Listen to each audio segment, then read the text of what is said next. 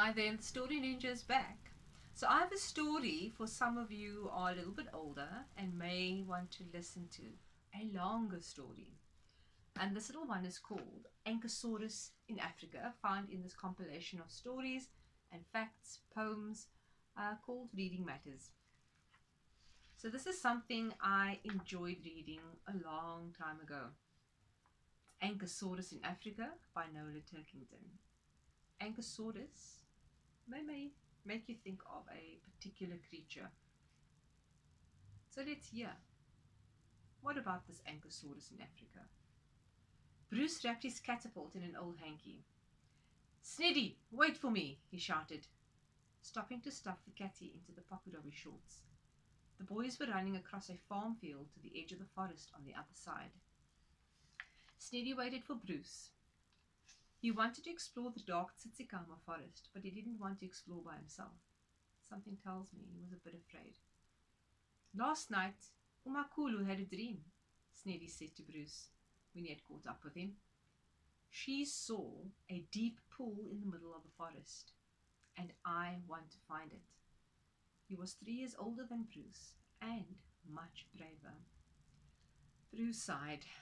It was no use arguing with his friend about anything his granny had told him. It was quiet among the trees. Only the sound of the wind rustling the leaves of old yellow woods disturbed the silence.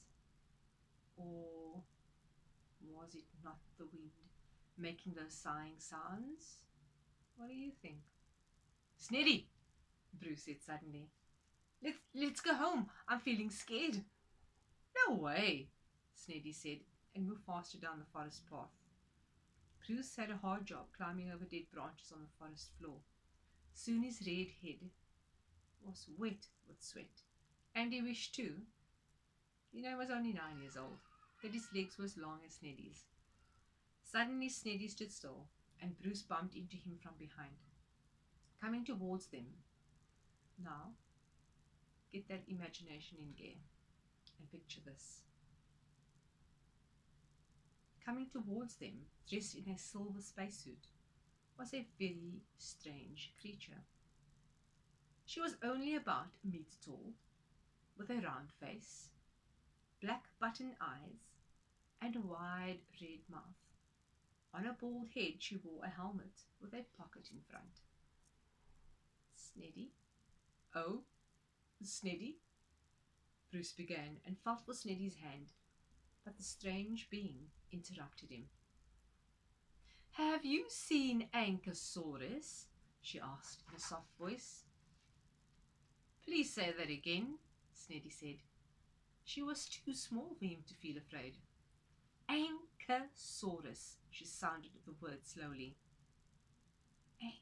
Ankisaurus, Bruce repeated. What's that? And who are you? Just as I thought, the small figure exclaimed. If you humans haven't seen Ankisaurus, that's why the poor thing is still alive. She blew out her soft silvery cheeks. Her black eyes shone with an angry glitter, and her spacesuit sparkled and crackled as if it was on fire. Whatever walks, crawls, creeps, or climbs, sooner or later, you humans will harm it, she cried out fiercely. Sneddy dropped the sharp stone he was carrying. No bird was safe from Sneddy's aim. Bruce felt scared. He thought about the catty in his pocket, but he couldn't stop himself from asking questions. Who are you? Where do you come from? He asked. My name's Mo, she said, sounding more friendly. In my spaceship, I travel to Earth from a green moon in the galaxy. Why have you come? Bruce asked.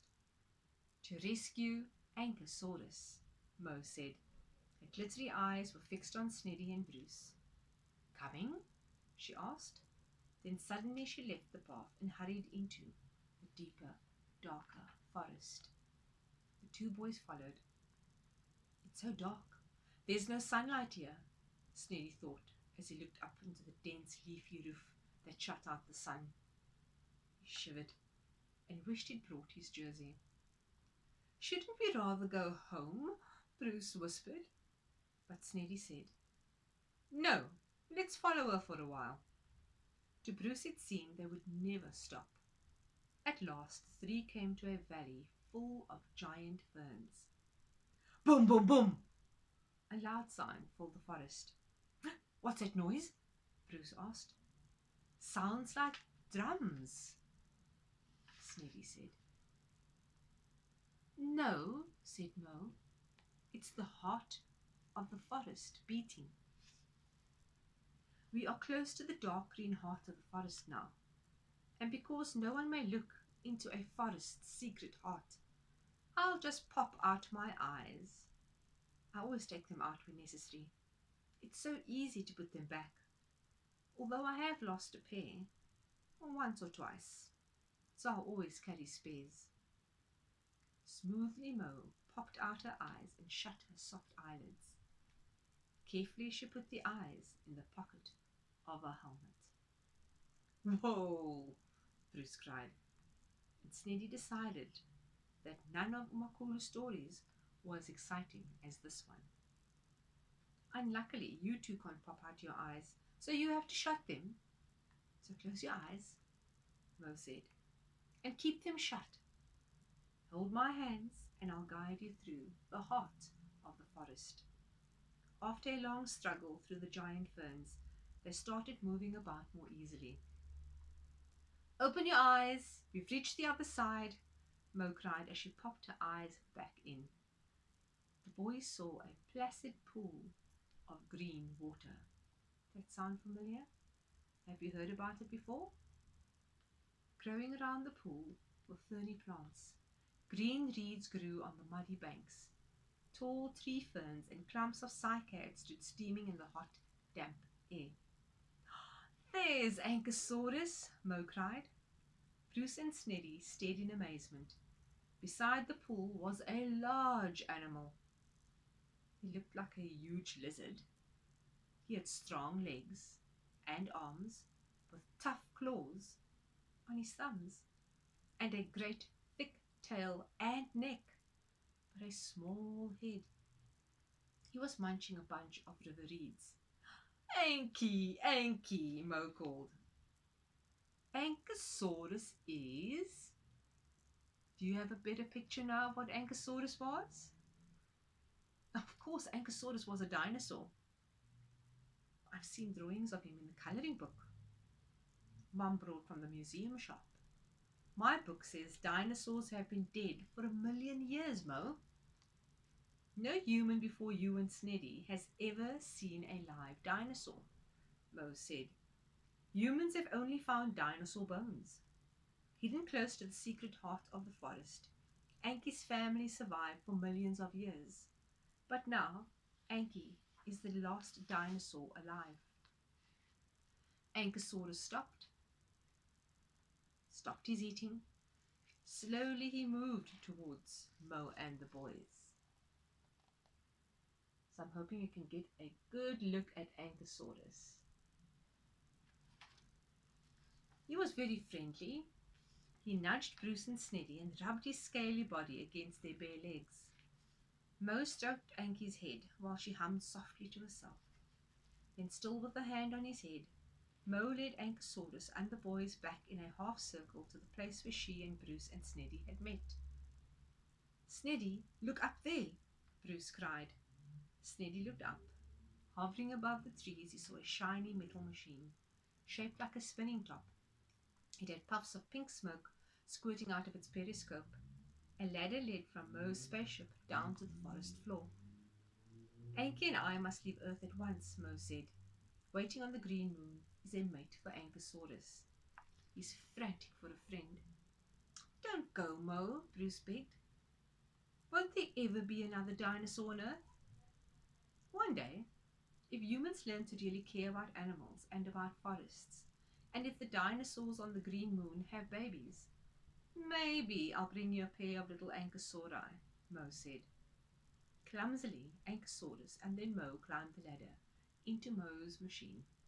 Then, in one squirt of pink smoke, the spaceship vanished. "Sneddy, have you been dreaming?" "Have we been dreaming?" Bruce asked. No, Sniddy. No, Sniddy said, but I'm sure the pool near the forest's heart is the one Umakulu dreamt of. Then he bent down and picked something up. Look at these. In the palm of his hand lay a pair of black button eyes. Mo's lost her spare eyes, Bruce said. Then they rushed off home, along the forest path, taking care not to squash the young fern plants underfoot. So do you think you could do what Mo has promised? That you could help look after the earth and the animals? Have a think. I'm sure there's plenty we can do in the space around us. So that's all for now, and see you later.